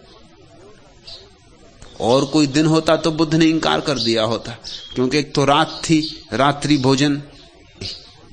खीर को स्वीकार करते देखकर 5 शिष्य उठकर चले गए। गौतम भ्रष्ट हो गया। रात्रि भोजन, अनजान अपरिचित स्त्री के हाथ से बनी हुई खीर, पता नहीं ब्राह्मण है, शूद्र है, कौन है, क्या है। रात्रि का समय, एक बार भोजन का नियम तोड़ दिया, छोड़कर चले गए। फिर बुद्ध को उसी रात ज्ञान भी हुआ। उसी रात की पूर्णता पर सुबह होते जब सूरज का अंतिम तारा, जब रात का अंतिम तारा डूबता था और सूरज कहूं बांटूं, बहुत वर्षों तक मेरे पीछे रहे, अभागे। जब घटना घटने को थी तब छोड़कर चले गए।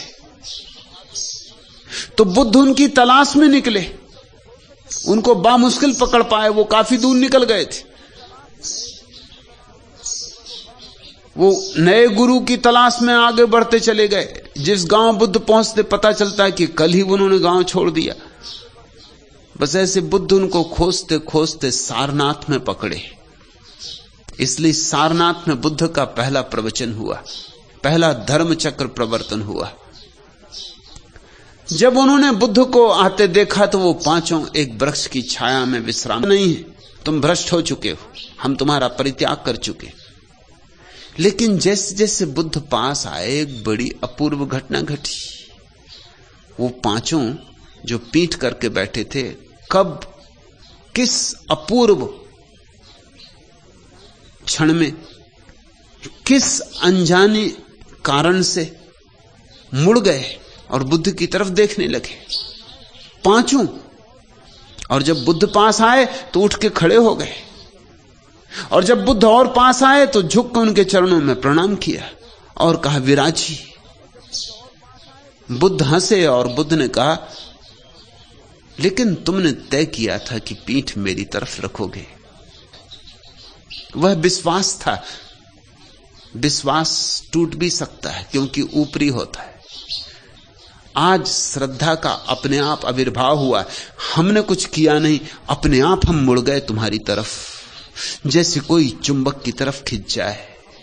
अपने आप हम उठ के खड़े हो गए, अपने आप हम झुक गए, अपने आप तुम्हारे चरणों से सिर लग गया। संत प्रमाण। जब तुम्हें कोई ऐसा व्यक्ति मिल जाए जिसके पास अपने आप सिर झुक जाए, तो फिर समझ लेना कि वो मंदिर आ गया, वो द्वार आ गया, वो दहली आ गई। वेदमूर्ति तृप्ति है, आश्वासन है, क्योंकि संतों में प्रमाण है। रहो निश्चिंत, जब तक मैं खड़ा हूं तिमिर के तट पर, कभी भी रोशनी को खुदकशी करने नहीं दूंगा। खड़ा पुरुषार्थ पहरे पर, किरण स्वच्छंद डोलेगी। जहां भी ज्योति बंदी है वहां के द्वार खोलेगी। उजालों को अंधेरे से खरीदा जा नहीं सकता। प्रभा के पक्ष में रजनी सुबह के साथ बोलेगी। मनुज स्थापित करो अब मंदिरों में शुभ मुहूर्त है। कभी तूफान को मैं आरती वरने नहीं दूंगा। पसीने और लहू से मिलाकर जो बनाई है, ने का इरादा आदमी का है। सही अर्थों मगर जीवन धरा पर हम प्रथम जी लें। तुम्हें आश्वस्त करता हूं, पदार्थों के छली युग को कभी भी आस्था का सील में हरने नहीं दूंगा। रहो निश्चिंत, जब तक मैं खड़ा हूं तिमिर के तट पर, कभी भी रोशनी को खुदकुशी करने नहीं दूंगा। संत की उपस्थिति पर्याप्त है। जिनके पास देखने को आंखें हैं और सुनने को कान हैं और अनुभव करने को हृदय है, उनके लिए संत की उपस्थिति पर्याप्त है कि परमात्मा है। इसलिए आश्वासन है